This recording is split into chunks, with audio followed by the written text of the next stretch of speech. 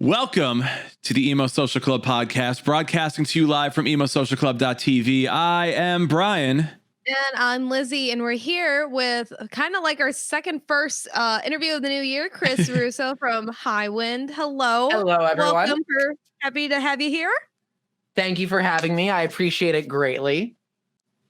We'll talk a bit about your new music. We'll talk a bit about video games. I already said this for the stream. If you're listening to this at the episode, make sure you join us on the stream every Thursday night to hang out with us in the chat. But yeah, so Chris, you're the front man for a band called Highwind. You're from New Jersey. Tell us a little bit about your band and about you, and give us the rundown on you. So Highwind is just me. I do the whole lot of musical everything for this. I started Highwind. We're in 2021, so like 3 years ago, basically. It all started as like a demo session with CJ Rorella, who produced the Have You Been EP. This went from a demo session to like a 7-month-long writing and recording process for this EP, and I've been kind of doing the thing since. I've done a little bit of touring across the East Coast. Basically, every song that's been recorded has been me on guitar, bass, vocals, pianos, all the good stuff. The only thing I don't trust myself to do is drums. And basically what Highwind is just, it's my pop rock. Hey, I'm going to be as honest as I want to in my songwriting. It's my emotional release, more or less. Music is what I love. It's what I do. And I feel like Highwind is the embodiment of me musically and emotionally, more or less. Yeah. I gotta ask, is it named after Final Fantasy VII? Technically, yes. Technically, no. I love this story. So I was playing the first Kingdom Hearts. I was replaying the first Kingdom Hearts after years of not playing it at like 3 a.m. Yeah. I was doing the race against Riku where you name the raft. If you win, you get to name the raft. If you don't, he names it. So me being like half asleep, I lost the race.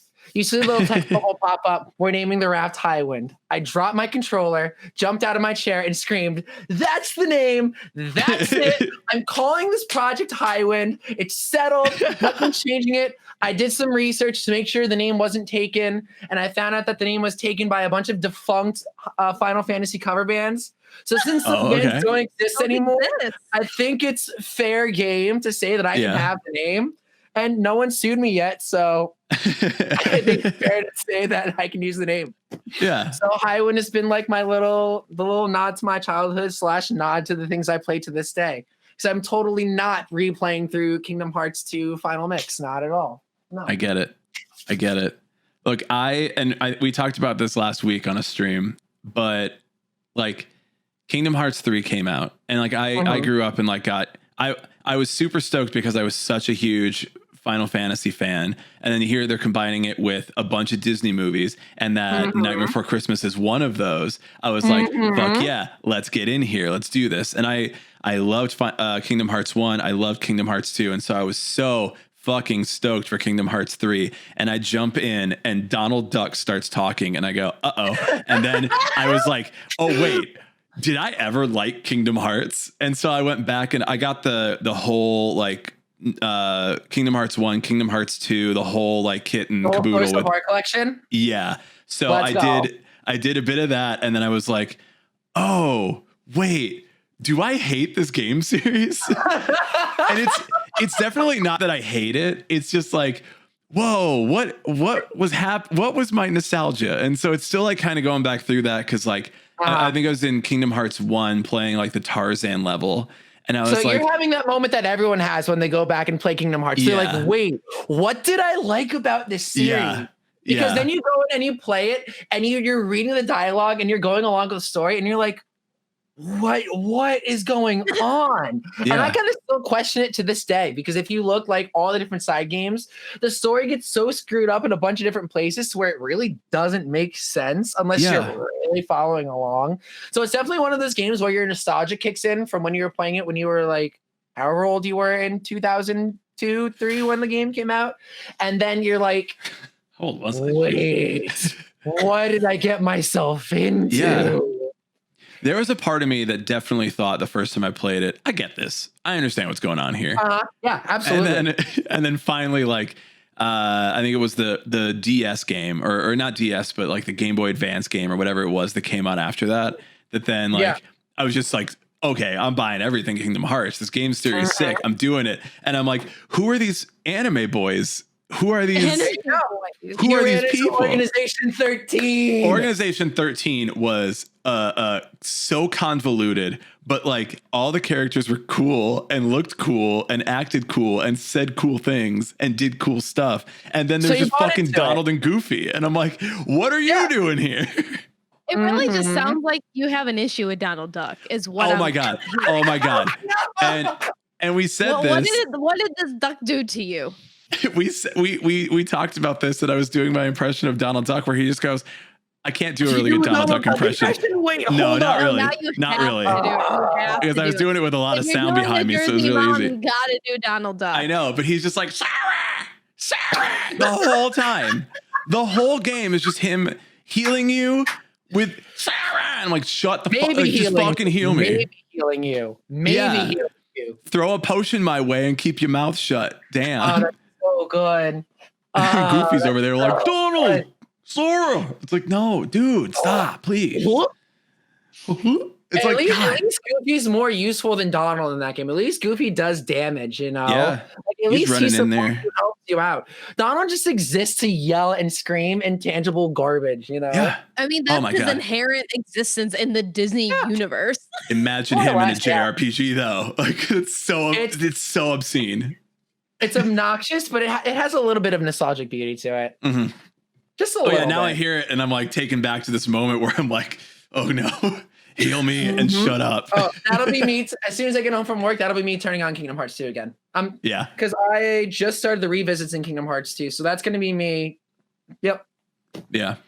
There are definitely good moments. I don't want to talk massive shit about it. Like remembering like the Cloud fights and the Sephiroth fights and the whole the Sephiroth fight is the Sephiroth boss fight in Kingdom Hearts 2 is my favorite boss fight of all time. It's so good. Yes, it's so good. So like, I'm not by any means critiquing the entire game, but there's some shit about those games where I'm like, did I like this? Do I like this? Am I enjoying this? Do I want to keep doing this out of enjoyment? And Kingdom Hearts 3 was like a very big test for that. Yeah, I haven't even touched Kingdom Hearts 3 yet. I haven't touched Kingdom Hearts 3 because there's still a couple games that I haven't played in the series. Like I've played most of the Game Boy Advance game. I've played 2 a bunch of times. I played the DS one forever ago. I started Birth by Sleep when I was on tour a couple times. We stayed at my friends in Shallow Pool's place, and they have a PS4 with one of the collections. So I would wake up, play Birth by Sleep for a couple hours, and we either, get ready to go hang out in Boston for the day or go get ready to play a show or go get ready to leave. And all I'd want to do before we left for any of those destinations was play Birth by Sleep to see how much of it I can do. And my PlayStation account and save file for Birth by Sleep is still there whenever I go back to Shallow Pool's place. Hell yeah. So there's still a couple games I need to play in the series, but that's like the majority of what I've played. I will at least let you know that 3 is quite a drag. And then you get to the end, and it is like the longest end game sequence, but it is really good. Like it's really good, but it is a long trip to get there. And then the ending is a very long trip. It is like, what else can we throw in this one boss fight? That's the whole ending sequence. Sounds like, right. Sounds like Kingdom Hearts. It sounds like typical age garbage. Have I saved 5 times for the ending? I've come to a save point 5 times, and I'm only in one boss fight. That's about right. It is sounds like absolutely Kingdom Hearts. Yeah, it is maximalist bullshit, and I loved it. The rest of it is like from Disney. I expect and Square Enix. It's Disney and Square Enix just being Disney and Square Enix. That's what it boils down to. Love it. Anyway, that's our video game part of it. That's one part of our video game stuff. Let's get into some Smash Brothers later, but let's talk about your music a bit first. Yeah, lay it on me. Let's go.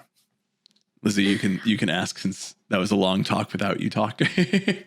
I threw some things in. I want to know about the Donald Duck slander because that was very important. I'll slander Donald Duck all day, every day. We'll go back to that later. Let's go. Yeah.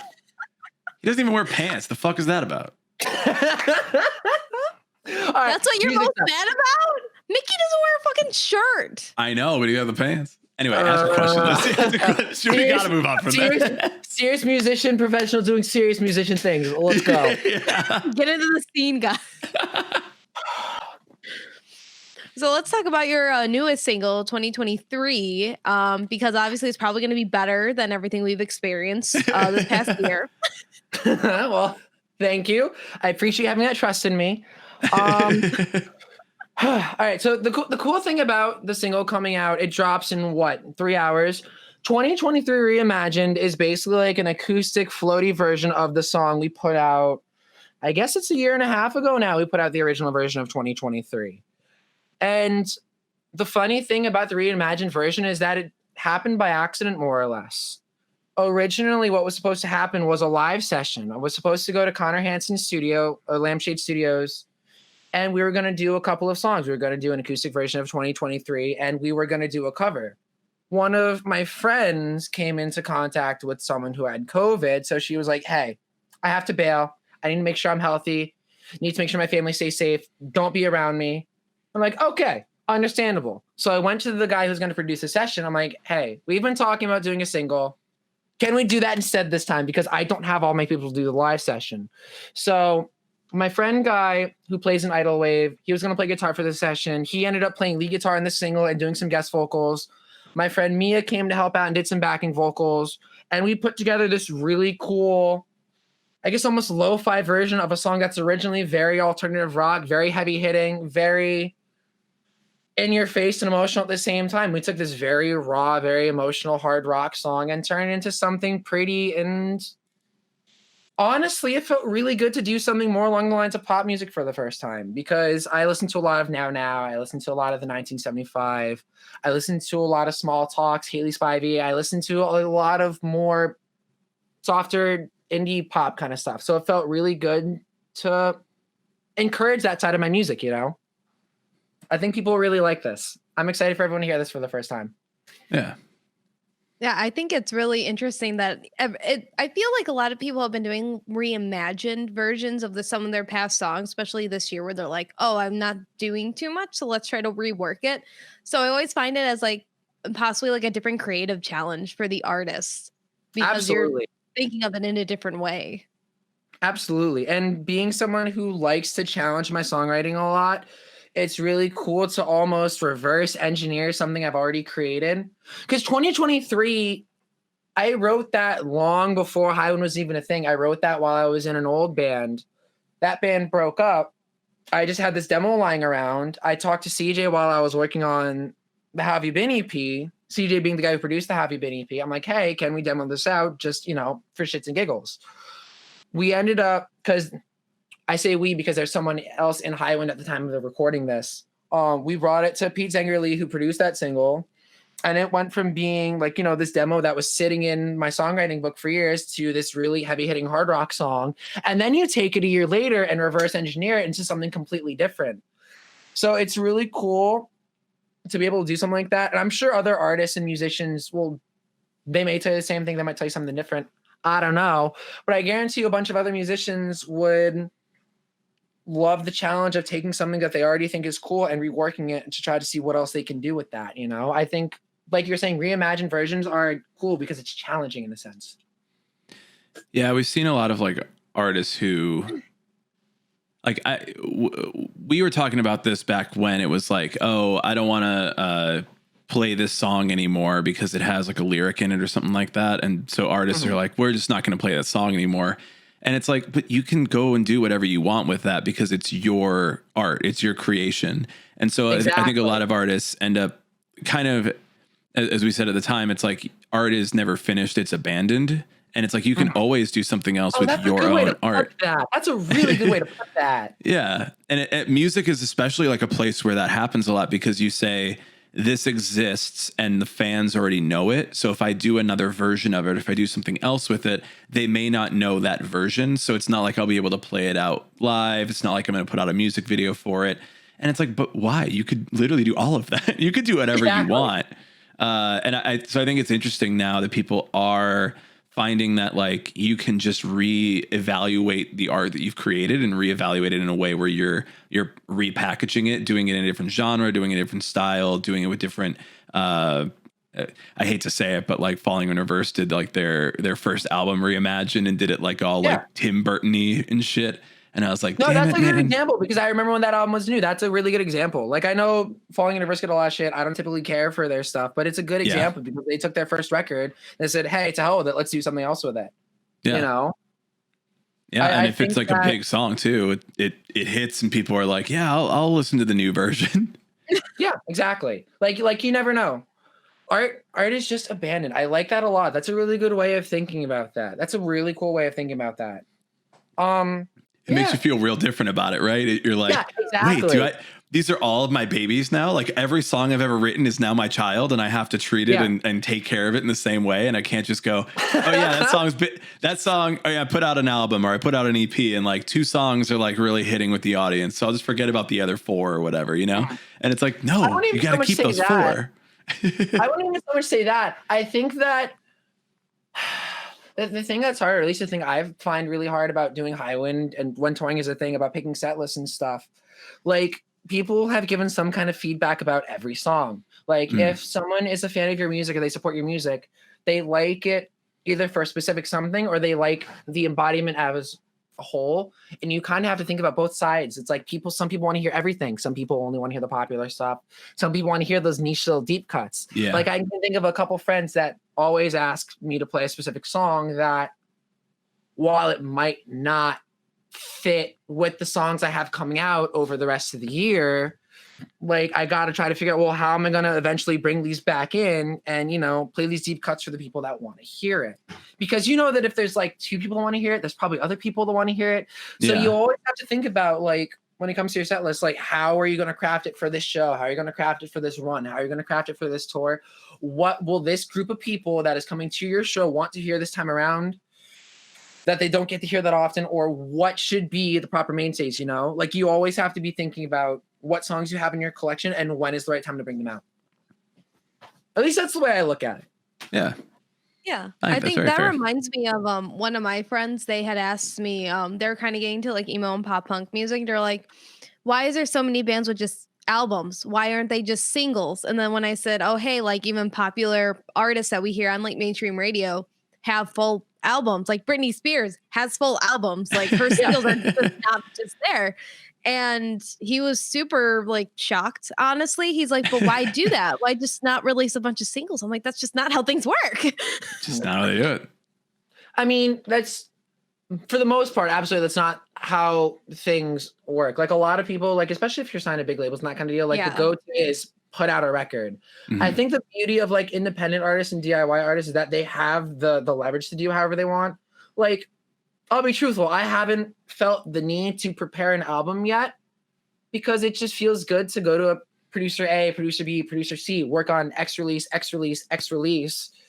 because I think, especially when you're in the independent DIY kind of deal, when you're in like that, hey, I'm doing it myself, pop punk emo kind of deal, like you might do something, but you still might want to, you know, you don't feel like locked into your sound. So you might want to discover and go to producer A, producer B, producer C. So I really think it depends on where you're at, because you made a good point. Like, you know, mainstream pop artists have albums upon albums worth of music that people just don't know about because all they're listening to are the songs in the radio. Like a good example, I'm a sucker for Ellie Goulding. I love Ellie Goulding. I think her music is great. I love the sound. I love the feel. I love her voice. And she has album upon album upon album that people just don't know about because they only hear like Something in the Way You Move or Lights, you know? Yeah. But, like, you would never know she has a song with an entire K-pop group out. She has 3 like, it's such a good point to bring up because, you know, every artist kind of does things a little differently, but you don't see that every artist puts out full length worth of record. You see that every artist puts out, you know, just a single here, just a single here, but you don't get to see that because, you know, not every side of that is shown. It's true. I've never actually listened to a lot of Ellie Goulding, but I only know her singles and I only know the songs she's featured on. So I know she did this fine. song Like, I for, understand that. Yeah, she did like a song for Degrassi, so I know like she's been around. And when she got big, I was like, oh, that's cool, that's great for her. But then it was only like those 2 singles you mentioned. I'm like, oh, I know she has other music. Are they just not going to throw that up there? Exactly. But again, that's the deal with like bigger record labels and mainstream radio. Like you only hear what radios and labels want to push onto mainstream radio, what they want to push on people more or less, like people actually, but we have like Spotify and Google and that kind of deal. So it's easy to research. It's so weird. I don't know. Music and multimedia is weird, man. Music and multimedia is weird. There's so many different sides to it and so many different aspects to it. It's true. I think it's getting really interesting. I think it's getting more interesting now that a lot of bands are moving into online stuff, obviously, because you can't do anything in real life in person. But also just realizing like, I think we've seen a lot of artists that have realized like, hey, if I own my shit, then I make more money off of it and it's my own and I can do whatever I want with it. And like seeing like we're on Twitch and obviously like playing music on Twitch gets you in trouble because it's like, hey, that's music you don't own and we will come for you for it. But like artists are like, no, play it, play my music. Like why wouldn't I want you playing my music? See, that's another thing. Like the whole Twitch copyright issue is so interesting to me because I watch a lot of Twitch streamers here. Like I watch Simple Flips, I watch Cougar HS, and a big thing for them was people would donate songs. People would love to have, certain songs playing in the background. It lead to inside jokes. It was great. And then Twitch out of nowhere, it's like, hey, we have some copyright things to do, which don't get me wrong. Like I understand like copyrights and copyright laws and that kind of deals are things we have to abide by, like, so people don't get sued and that kind of garbage.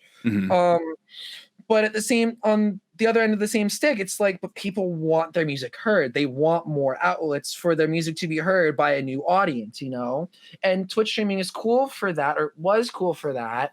I don't know if it is still. Like I kind of learned how it worked myself. I don't really stream on Twitch. But like, it's such a touchy outlet, such a touchy subject, and people are still kind of figuring out how to go about it, I think. Yeah, I think that it's corporate greed from people who aren't making as much money as they used to and are still trying to get the same paychecks. Yeah. But like anybody who owns somebody else's artistic creation, to me, is going to only be concerned about how much money they make from owning it rather than how much the artist gets from making it. And that always is where these kind of decisions come from is, hey, I own that. Don't steal it from me. And the artist is like, but I made that. You didn't make that shit. That's a very good point. That is a very good point. That is absolutely a great point. Yeah. I generally just always feel bad for the artists who all they want is to create something for people. And the more people who hear it because somebody said, I really like this artist. Here's this music in the background of whatever you're watching me for. I hope that you like it too. If you want to check them out, here it is. That seems great all around for everything that anybody creates. That seems great. Like, absolutely. Hey, here's a piece of art that the art behind me is just a thing from IKEA. So, fucking whatever. Like that doesn't matter. But if I had like, art over here and it was like, I'm edgy, guys, but I'm corporate edgy. I got this art from a person. Edgy, yeah, man. Hey, look, the Swedes, they made great art, dude. It's a picture of an elk. It's great. Fucking deer in the woods. The Swedish know about that. I've only ever been to IKEA like once or twice. And honestly, IKEA is a blast. I don't think I've ever had a bad time. IKEA. I've been to IKEA. I absolutely love IKEA. Fun fact, if you sign up for the IKEA membership program, and I don't know if they still have it right now with COVID, but before COVID, if you sign up for it and you go to the cafeteria, you get a free cup of coffee. Free coffee every time. Unlimited refills. Yep. It's still happening. Into an IKEA ad so I can go get coffee. Why is this podcast an IKEA ad for free coffee and memberships? Also, side note, the coffee is $1. Like, it's not like you're saving a bunch of money. Yeah, like, coffee is like $1 in this economy. I know. Look, I get it every time I go, even if it's at night. Like, it's like, oh, we're gonna close in 2 hours. Yeah, I should probably get a coffee. Like, no, I should go to fucking bed. I'm not gonna what am I gonna be caffeinated to get home and build my flurgan? Like, no. Your flurgan. No, I can build my flurgan tomorrow. I would tell you otherwise. I'm a caffeine addict. I'm the kind of person who drinks like 6 shots of espresso a day. Don't tell me that. Oh yeah. Oh my God. Do you do the double shot trick? No, I'm real particular about my coffee. Basically what I do, I just make like a standard latte with 3 shots of espresso. I like honey in my coffee, whether it's a latte or a brewed coffee. Interesting. But I don't do anything more than that. So here's my thing. And this is me being a completely open and honest human being. I love sweets with a burning passion. I'm a sucker for candy. I'm a sucker for cookies. I got no shame. But also, if I have too much sugar and that kind of thing, I feel really guilty about it. So what I started doing was cutting every single bit of sugar out of my coffee. So at the end of the day, when I go home, after like work or doing homework or like really long days in the city or something like that, I can go home, just sit down, have my Oreos, my milk, and like just relax and not feel guilty about having extra sugar or something. And that's like my honest confession for the day. All right. I mean, we're not here to judge you. We're like, dude, have the candy. Like, yeah, I mean, I kind of do that too. Like, I'll be like, I have my plain black coffee, and then if I'm feeling spicy on my way to work, I'll be like, should I treat myself with a mocha or an Americano that's just black? I usually just drink black coffee, but then I get a cookie to balance it out. Cookie and coffee is a great combo. Then you dip the cookie in your coffee and it tastes like heaven. Yeah. That's a good flavor. It's so good. That's a good flavor.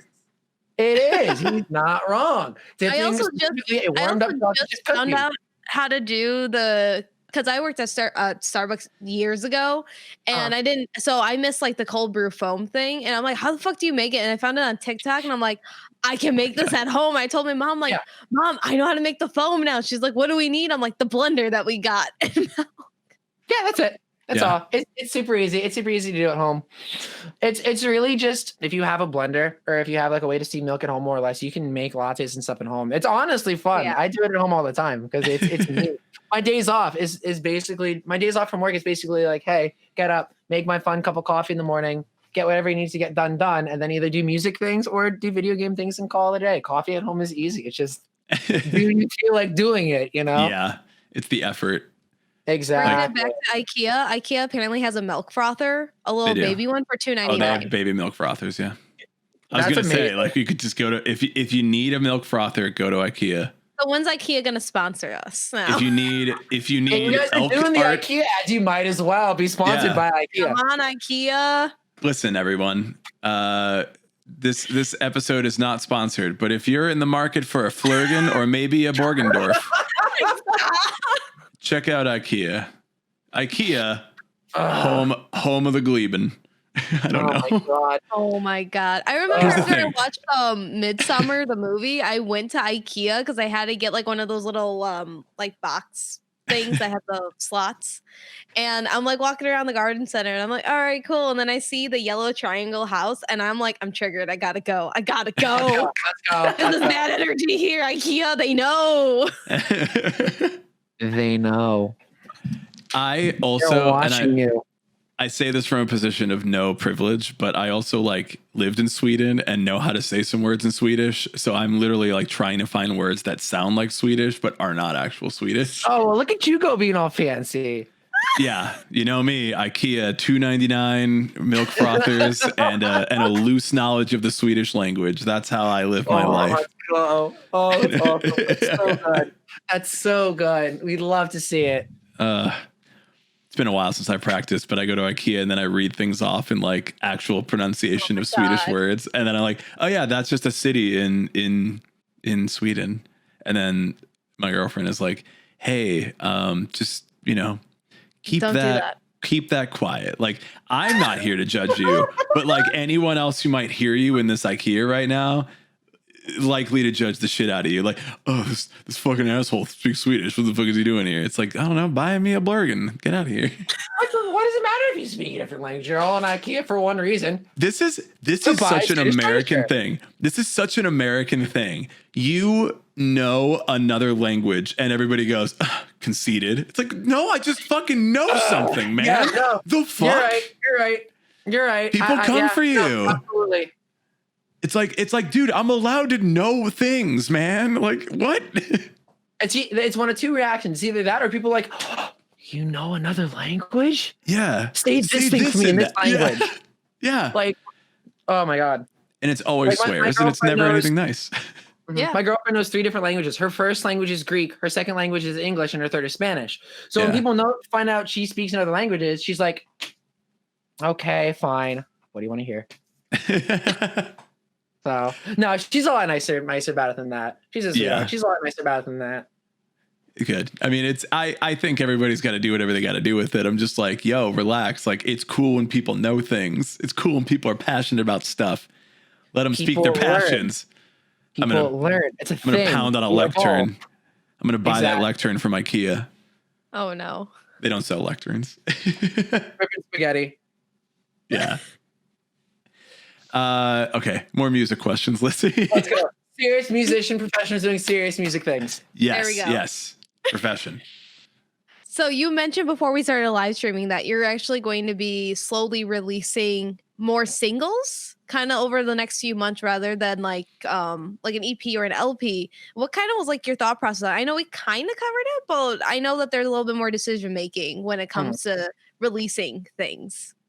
So I'll be honest with you. It was really more so based on what kind of song I was writing at the time and who I wanted to produce it. So prime example, I released a song called Crashing Burning featuring Nolan and Jake from a band called The Fairview back in November. I specifically wanted to go to my friend Jack, who plays in a band called Skyline, but who also does a lot of production work on his own time. I called Jack one day. I'm like, hey, I want to / need to put out a single. How do you feel about producing the single for me? And Crashing Burning is very much the chaotic side of pop rock music. So I knew for a fact I wanted him to produce that. Let's fast forward to tomorrow where 2023 Reimagined comes out. That was produced by Connor Hansen. Connor Hansen's mindset is very much indie pop.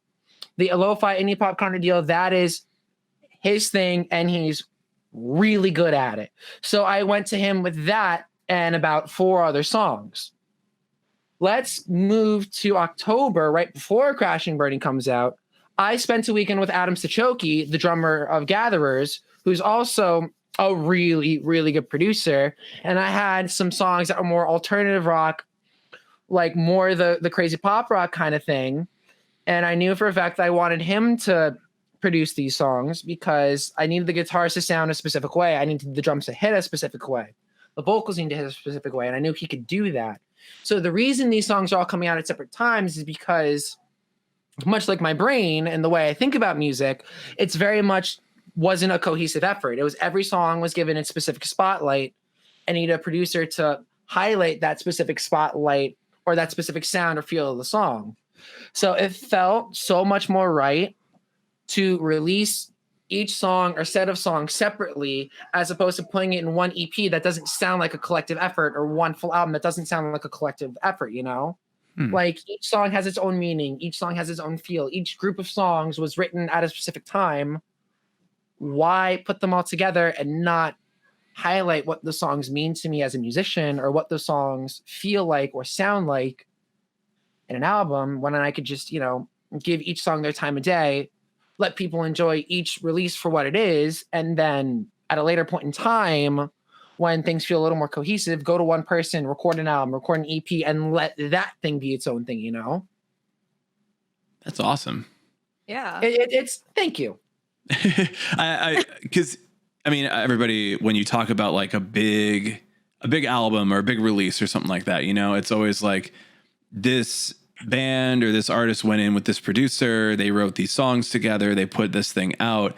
And it's always like, this is the genre, this is the sound of it. We are releasing, everybody, whoever goes into the studio and you're like, you released a whole different sound with this, and it's all done by this producer, and you wrote it like this and all that. And it's always like, it's got to be uniform, and it's always got to sound like that in that package. And so saying like, I've got all these ideas, so I can't release it in the normal package, and I have to release it in like this different way. It really makes sense.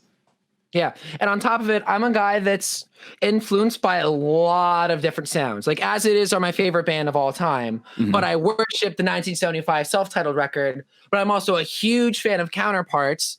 But I also really get influenced by songs that are in video game soundtracks, like the Need for Speed Pro Street soundtrack, where it's very much hard rock, rap rock kind of album. But then I'm also listening to a lot of indie pop stuff like Now Now. Or I'm listening to a lot of Japanese pop punk like See You Smile or Castaway. And I'm always influenced by these different sounds from different parts of the world, doing different genres, playing different sounding instruments. I'm really scatterbrained when it comes to what I want to write and how I want to go about it. While my songwriting process might be similar, I'll sit down in my room, I'll get my demo station set up, and I'll build a song from there. What I'm influenced by and the sounds that come out of it are different every single time. Like, again, Crashing Burning is very much hard-hitting snare, overdriven guitars, a really, like a really aggressive lead guitar lick, very aggressive vocals about, having a breakdown because, the world is seeing me crumble. I can't hold together anymore. The world's going to see me crumble, whether I or they like it or not. But then you go to one of the songs that I'm releasing in March, and this is a cool little teaser spoiler for everyone, where it's about like, hey, life happens. It's okay. There's always light at the end of the tunnel. Things are going to move forward. And this very much floaty synth indie pop kind of sound. Like the only time doing an EP was easy for me, or at least with Highwind, was doing the first EP, Have You Been? Because I sat with CJ and we basically built that from the ground up together. While doing these songs now, it's really hard for me to stay consistent because there's so many things I want to do. Yeah. And I was talking with Connor Hansen about this like a week ago because I was in his studio recording a couple new tracks. It's really easy for musicians, or at least from our experiences, to get influenced and say, hey, I want to play in this kind of band. Oh, no, a week later, I want to play in this kind of band. But the thing is, it's just me, I kind of have that power to write whatever, whenever, and do whatever with those tracks because I don't have to answer to anyone else. And that's both the best part and worst part about Highwind being just me. I never know what I want to do next. And I've really been struggling with that over the past couple of weeks because I don't know what I want to write next. It's fun. I would love to do a full length album one day, but I feel like I have to train myself to like stay consistent with it because I never want to be consistent. I just want to write what the heart wants to write, Yeah, that's totally fair. Yeah, I think it's kind of similar. Like 1975's latest album was, we heard People, and I was like, oh yeah, it's gonna be like a punk rock, and it absolutely was not that. It just was not. Yeah, exactly. That's what it reminds me of when you're like explaining. I'm like, oh, so you want to do kind of weave in and weave out. So exactly. That's definitely, fun. You can always be like, hey guys, if you don't like this song, you can like this song instead. Exactly. And that was kind of that was at least how it sounded to me when that 1975 record came out. It's like, oh, you're just doing everything that speaks to you. So when you go in and much like you're saying, it's like you go in and you're like, I want to do this kind of song, and this record is going to kind of be eclectic. But I think it's because the 1975 has to release a record, quote unquote. I always say quote unquote, and then I put up air quotes so that the listeners understand that I'm doing quotes, because otherwise, like, what the fuck are you doing? But it's like. Yeah, it's like let's just put everything out there that creates what the 1975 is, even though it may not be exactly what we've done in the past or things like that. But like, yeah, we have all these like different opportunities there with that. It's interesting. Yeah, absolutely. Absolutely. And I think that the fun thing about being in a band like that, or just, any band in general, like you're saying before, it's your art. You can experiment with it in whatever way you please, whether you end up releasing this eclectic full length of it's a little bit of everything that we want to create, or you can do the thing where you just release a bunch of singles that all sound different. Like, art is literally whatever you can, create, and you have the power to be experimental with that. Like, art is subjective at the end of the day, regardless of whether it's music, painting, making, designing video game art, whatever it might be, like, art is subjective. And I think that's the beauty of it. And I think sometimes that's forgotten. 100%. But I think it's cool when artists, no matter how big or small, just get creative and do whatever they want with it and call it a day. Because that's the beauty of making music, making art in some way, shape, or form. You have the power to experiment and create whatever your heart and mind desire. Yeah. I like that. Yeah. It's nice. That's a nice sentiment. It's a good, like, follow your dreams vibe. Yeah. No, because I remember back in the day going into studios and being like, we want this to sound like this. And a buddy of mine was telling me, like, we did the same thing when we went in, and eventually we just decided, why don't we just write good songs and see what comes out? And and like make it more eclectic and make it more open-ended and not stick to that like other artists have done this or this is what everybody does. Like, let's do something that is very specific to us, and we can define our band that way instead of defining music as anything else. Plus with single culture, like who cares? Like, oh, I like that one song by that artist. Great. Then listen to that one. We got some other ones, but if you don't like them, at least you're listening to that one. Yeah, exactly. Like there's, when it comes to releasing music, I feel there's a time and place for everything. And then, you know, it really just depends about how you as an artist want to go about it at the end of the day, I think, you know, like we were saying, like you have that power, like you can just go in there, put your focus on writing songs that you feel are good and then call it a day. If, you know, people like that one song, they like that one song. Here's these other things in case you want to listen to them, but go enjoy that song. I also think too, the thing you can appreciate is that if people are focused on one song, you'll always have those other people that appreciate the rest of your discography, however big or small it may be, you know. Again, the beauty of music, art is subjective. Art is subjective. There is nuance and subjectivity to art, and take the time, get to know it. I think music is just one of those places that people don't spend a lot of time on, and then it's like, yo, just give it time, give it a minute, let it sink in, let it feel it, let it consume you, let it be a part of you. As I start to get ASMR on the stream. I am music. I am now surrounding your body. I'm letting you take me in. Let it happen. Let me. Let it unfold. This turned into ASMR real quick. Yeah, it really did. Hey, listen. When you have good sounding mics, you can do anything your heart desires. You just gotta do it, man. You just gotta get in there. Oh, that's awesome. Oh God, I had something to say and I totally forgot what it was because the ASMR just took over. I know. Sorry. took over. We always get distracted by the ASMR. No, it's fine. It's good. ASMR can be great, especially when you have the power to do it whenever you want. You got the power to do it. Brian likes to do it while he pretends to be corpse. That's where it also comes in. Oh, you gotta go deep. It's good. You gotta get real deep. I will say I found this Etsy maker on TikTok, as I've been finding a lot of people, and they have corpse earrings. But because Brian has plugs, I was gonna order him a pair, and then I was like, "Wait, he can't wear them. He has plugs." And I'm like, "Or could he just pierce his ear with it?" Because I've had friends who just do that because I know reckless people. And I'm like, "You just stick it in the little lower ear lobe a little bit." I was like, I'm not as big of a corpse fan because they had clip-on earrings, and I'm like, I don't like corpse to that extent to wear the earrings, but I know Brian would enjoy it. Corpse, go for it. Corpse is great. I feel like I should watch Corpse stream at some point just to understand like why people love Corpse. Because like my girlfriend has shown me TikTok clips and I think they're hysterical. I've heard the song and I think it's all right, but I feel like I really need you to sit down and watch Corpse stream one day just so I understand why everyone. I'm like really bad with trends. I'll be blatantly honest with you about that. I'm really bad at like video game trends, what's popular on the internet, what artist is everyone listening to now, who's mainstream. Like I'm really bad at keeping up with trends. But like Corpse is the one trend that I like seen pop up a little bit of everywhere. I'm like, okay, if it's popping up in a little bit of everywhere, I really should just sit down and enjoy a stream one day and call it. Yeah. Will that ever happen? Find out next time. Who knows? He doesn't have a good schedule, which sucks. But I will say, like from a musician standpoint, like if we're talking like just his music, I don't think his music is like that good, or at least it's just not my thing. But I do enjoy it. I've only like heard I can listen to it on TikTok. I've only ever heard the one song that's on TikTok. I mean, that's all you need to hear, really. I think some of his other songs are a bit better than that one too. I think that one is more memey and more just like the one that it released at the right time and everybody like, you know, grabbed onto it.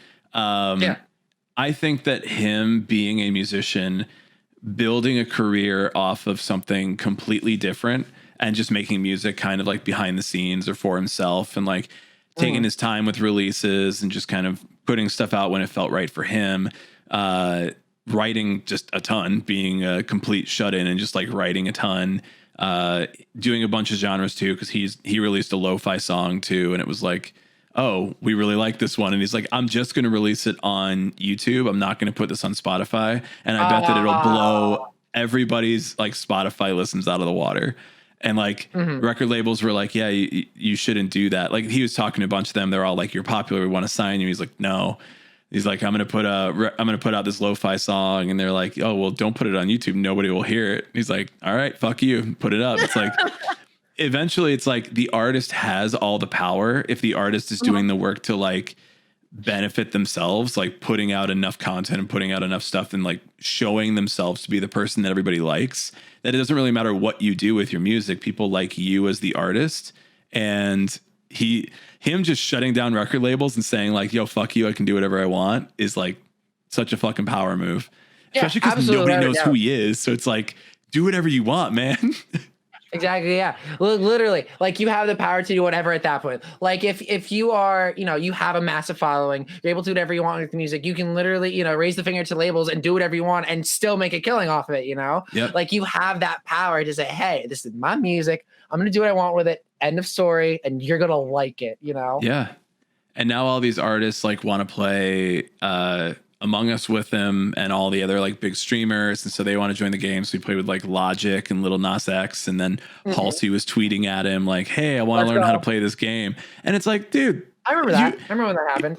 Yeah, it's like you're just doing the work of like hanging out, doing your thing, and you're passionate about it. And now all these people are like, gonna be like a Corpse and MGK collab. Yeah. So it's like, I am that's for him. Very excited. Is that actually going to be a thing? Is that like a thing that's actually happening? Again, I'm horrible at keeping up with what's going on. Yeah, so that's cool. Yeah, I mean, he posted that record. I still have yet to listen to the MGK record. I have not listened to a single song off of the record. Oh, it's very good. It's very really good. Yes, I mean, I know a lot of it's kind of 50-50 with a lot of people, but I were to think that the time it came out, it's like we needed that generic pop punk that we all know and love that isn't too like thought out. It's like, that's just what I need. I need head empty vibes. Yep. That's okay. That's it exactly is fully what head it empty is. Vibes. Interesting. Okay. Way more pop than punk, but it's feel good and still be sad. 5 Seconds of Summer kind of vibes pop punk. Is that what we're talking about? I would say that's pretty close. Yeah. His voice is not fully suited to pop punk. I feel like everybody feels that way. It's like his voice is not 100% ready for it, but the songwriting is there. It's Travis Barker's there. Travis Barker's there. Everybody. Travis Barker should produce every song from now on forever. Forever and ever, and that is it. End of story. Like so when's Travis Barker gonna produce me then, huh? Yeah. Like I want that opportunity. The fuck, bro? Every song has to be run through Travis Barker. He just sits in an office all day listening to songs and goes, yes, no, yes, yes. Fix it. Absolutely not. Fix this. Check the drums on that one. This is actually the way that Brian gets rid of his mortal enemy, John Feldmann. Oh God. Wait, hold on. Why is John Feldmann your mortal enemy? Wait, hold on. I gotta know the story behind this. He is, and I mean, we're talking about formulaic and being formulaic and like making songs that all sound the same. And then we're talking like Travis Barker, and it's like, okay, run every song through Travis Barker. It's like, that's not really how you get that. But John Feldmann is just so like one note to me. Like he used to write really good stuff. He used to do really good stuff. I really love like the first few Used records. Really love the Panic record he did, and love a few other albums that he's done. But like as he's gone on, he just ended up kind of writing the same shit over and over again for different artists. And he always does like the really big like orchestral parts and the string parts in the background. And like it ended up being like, well, the Used now sounds like Escape the Fate, sounds like this other band, sounds like this band. And so it just like got boring. Like he's not as creative to me. He sounds like he's like, bring him in, my name will be on it, so it'll do well, put it back out. Like that's it's more of a factory than like a creative thing. I've never thought about it like that. That's very interesting. When I think John Feldmann, and I think like, hey, he was the front man of Goldfinger, because I'm a big ska dude. So like that's my first thought process. And then I think afterwards, I'm like, wait, he produced the 5 Seconds of Summer record. He produced a Sleeping with Sirens record. He produced a Watic record at one point. He produced a Blink record at one point. That's always like an afterthought for me. But now I want to do some research, and now I want to go listen to some of these newer records and be like, okay, what does it sound like? Where are the similarities? Yeah. So now I'm going to do some research. When Brian bought this very spicy take to me, I was like, what are you talking about? And then I never put two and two together that, like, you know, he was in Goldfinger, and I'm like, what are you talking about? And they went more, and I was like, oh, that makes sense. Yeah. And then I'm like, Brian, do you just hate fun and ska? Anything he did between like 2009 and 2012 all sounds like it all sounds like the same band with a different singer, which may or may not be how he produces bands. Is just like writes it all and then has the singer come in and sing. And we have no evidence of that. I'm not saying it here. I'm not trying to break news or nothing, but he's trying to get on conspiracy thought process. It is a theory. Yeah, it's a theory, not a real fact, but I am saying it out loud. So therefore, he's willing to put money on it. We're going to get into alt press again, but it's not going to be for interviewing Siski business. It's going to be for a conspiracy theory. And then John Feldmann is going to hate us and not know who we are. He's going to message us on Instagram like, the fuck? And then you're going to fight on the podcast. Like, Brian, listen. Imagine the hate. Imagine just like John Feldman's spite on the internet from just like to our faces, where it's like, we're so sorry, sir. Oh, that's awesome. My mistake. I didn't mean to. That's a good thought. That sounds like fun. That sounds like chaotic fun. I would love it. I can understand some of his, like, the love behind him. I can understand some of his records, but I just think it's like, I like the idea of being an artist who creates things that are different and not just giving a lot of the same music out over and over and over again. Because I think that, like, the more interesting artists are people who come out with something that is completely off the wall and really interesting, really catchy, really poppy, but not like the same shit we've heard before, especially in rock music, because rock music is generally a lot of repetition and a lot of like legacy bands and a lot of older artists, and there isn't space for new artists. And it's because you're just repeating the same shit over and over again. And so we need a lot of that, like, new blood and fresh blood in there. The young blood. Yeah, I agree with that. Absolutely. Yeah. And to bounce off that a little bit, let's take a look at, modern alternative music. Like, you get this new blood come in, you get a lot of the new blood doing the same thing, and then the cycle kind of repeats itself, and then you have this extra layer. This is going to sound gross. This extra layer of blood that keeps, piling up, It's a metaphor, but it's also like, wow. No, but like, it's true though. Like, you make a good point. Like, you have, this layer of rock music that becomes trendy, like, and then that becomes old. And then you get the next layer of pop punk bands doing the next thing. And then you get the next layer of like a different rock band coming in. Like, I think a good example now is going from pop punk. A lot of people are transitioning from that to like the lo-fi kind of SoundCloud kind of thing. And now you have a lot of different artists trying to do that. And then it's just a pile up, and then there becomes no room for these new artists because that thing is slowly becoming not trendy. Yeah. So it's like, what's next? Like, what is this artist, the next artist that wants to make it big, going to do to break through that layer? And they're like, hey, this is why you should be listening to me. This is why I deserve to be the top of the next layer. Yep. I agree. I think it's just hard to break out in rock music and alternative music, especially because of that. But I think that there is so much being done there that will inspire so many other genres and so many other people that, like, we need to get more new music out there from newer people rather than just the same old. We don't need absolutely. I agree 100%. We don't need more Blink-182 is what I'm saying. We need we don't need another John Feldmann produced Blink-182 record. We don't need it. We just don't need it. We don't need anything from Blink-182 after that single they dropped. It's like, no, we just forget that erase it from our minds. You know what? Like, it turns out laser pen. Yeah. Zip. It turns out that it never was real, and we don't need any more of it. So thank you. We're bringing it back to the store. I'll take my money back. And yes, I know it was free, but thank you for. I don't even know what you're talking about. Like what thing are you talking about? There's nothing there. What are you talking There's nothing about? there. Like nothing. This thing you're talking about, I've never even heard of it before. Like, what are you talking Mandela about? effect actually? It's like bear saying bears type of thing. Okay, Yeah. got it. It's quarantine. It's the. Oh no, that's a totally different issue. Don't even get me started. Oh, We're not getting the Mandela effect on this quarantine? episode. I hate that. That was My a joke brain from the cannot band handle scene. that right now. Thank you. Okay, we've gone a little, or we're around an hour because we were chatting a bit. So I want to give you a space here to plug yourself. Tell us where everybody can find you, where people can listen to the stuff, how people can check out the new stuff when it drops and all that. So where are you on the internet? So I am on Instagram at HighwindNJ. I'm on Twitter at HighwindBandNJ. I got a Facebook page. I think it's just facebook.com/HighwindNJ. I'm always checking social media. I love talking to people and making new friends. Check out Spotify. We got a new single coming out literally in 2.5 hours, 2023 Reimagined, featuring my good friend Guy Battaglia from a band called Idle Wave. The original version of 2023 is out there for the world to hear. Crashing Burning just came out a couple months ago, so listen to that. Let me know what you think if you want a little bit of a different flavor.